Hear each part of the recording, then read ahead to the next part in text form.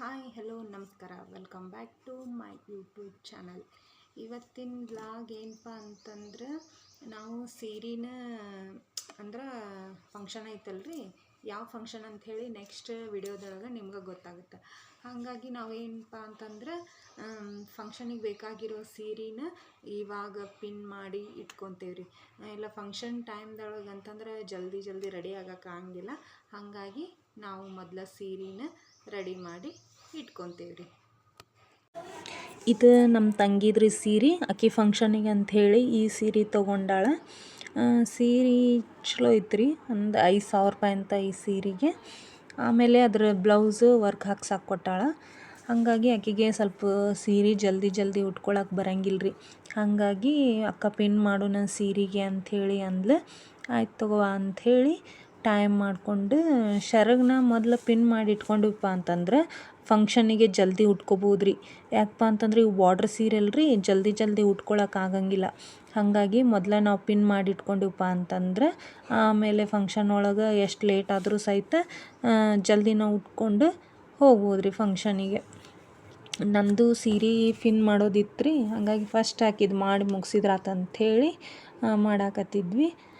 ಮತ್ತೇನು ರೀ ಉಳಿಕೆ ತಯಾರಿ ಏನು ಮಾಡ್ಕೋಬೇಕು. ಮೊದ್ಲು ಇವೆಲ್ಲ ಫಂಕ್ಷನಿಗೆ ಸಾರಿ ಹೊಂದಿಸ್ಕೊಳ್ಳೋದು, ಬ್ಲೌಸ್ ಹೊಂದಿಸ್ಕೊಳ್ಳೋದು, ಮತ್ತು ಅವಕ್ಕೆ ಏನೇನು ಬೇಕು ಅಂಥೇಳಿ ನೋಡ್ಕೊಂಡು ಇಯರಿಂಗ್ಸ್ ಅದು ಇದು ಬ್ಯಾಂಗಲ್ಸ್ ಅಂಥೇಳಿ ಎಲ್ಲನೂ ಹೊಂದಿಸಿಟ್ಕೊಳ್ಳೋವರೆಗೂ ಅಂದ್ರೆ ಟೈಮ್ ಆಗೇ ಬಿಡುತ್ತೆ ರೀ. ಫಂಕ್ಷನ್ ದಿನ ಎಲ್ಲ ಹುಡುಕ್ಕೊಂತ ಕುಂದ್ರೋದ್ಕಿಂತ ಅವತ್ತಿನ ದಿನನ ಎಲ್ಲ ಮಾಡಿ ಮುಗಿಸ್ಕೊಂಡಪ್ಪ ಅಂತಂದ್ರೆ ಫಂಕ್ಷನಿಗೆ ಜಲ್ದಿನ ರೆಡಿ ಆಗ್ಬೋದು ರೀ. ಯಾಕಂದ್ರೆ ಫಂಕ್ಷನ್ ಒಳಗೆ ಅಲ್ಲಿ ಓಡಾಡೋದು ಇರ್ತೈತೆ ರೀ.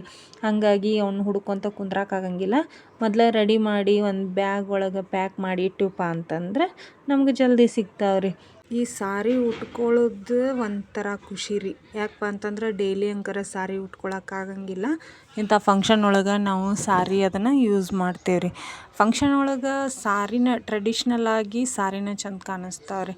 ಯಾಕಂದರೆ ಇದು ನಮ್ಮ ಭಾರತೀಯ ಸಂಪ್ರದಾಯ. ಹಾಗಾಗಿ ನಾವು ಯಾವುದೇ ಫಂಕ್ಷನ್ ಒಳಗೂ ಸಹಿತ ಸಾರಿನ ಉಟ್ಕೊತೇವೆ. ಡ್ರೆಸ್ ಹಾಕೋತಾರ ಈಗ, ಆದರೂ ಫಂಕ್ಷನ್ ಒಳಗೆ ಎಷ್ಟು ಚಂದ ಡ್ರೆಸ್ ಹಾಕ್ಕೊಂಡ್ರು ಅದನ್ನು ಸಾರಿ ಹಾಕ್ಕೊಂಡಂಗೆ ಆಗಂಗಿಲ್ಲ ರೀ. ಹಾಗಾಗಿ ಫಂಕ್ಷನ್ ಒಳಗೆ ಸಾರಿ ಬೇಕು.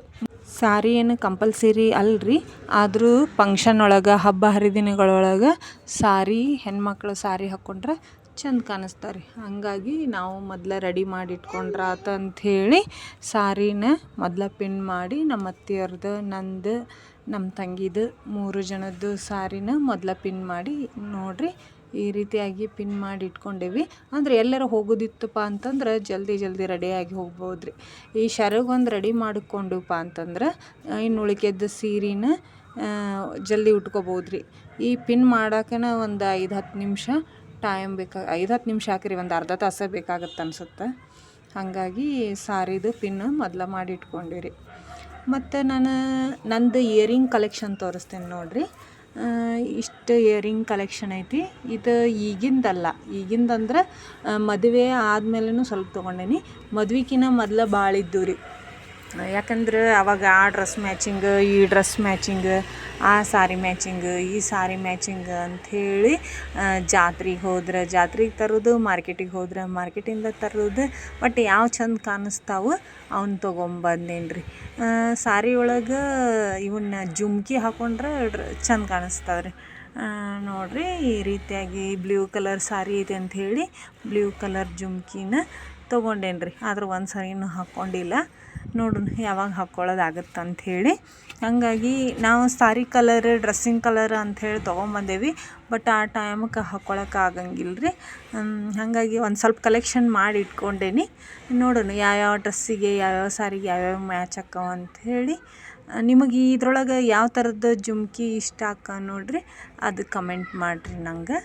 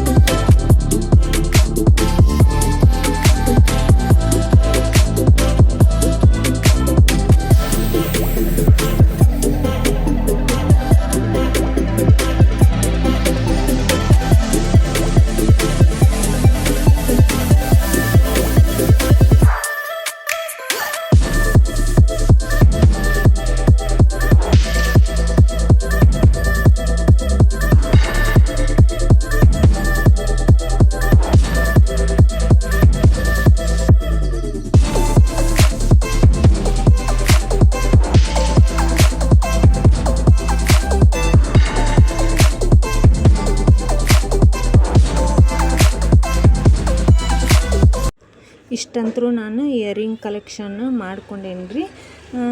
ಯಾವ್ಯಾವ ಡ್ರೆಸ್ಸಿಗೆ ಯಾವ್ಯಾವ ಮ್ಯಾಚ್ ಅಕ್ಕಾವ ನೋಡಿ ಆ ಥರದ್ದು ತೊಗೊಂಡೇನಿ.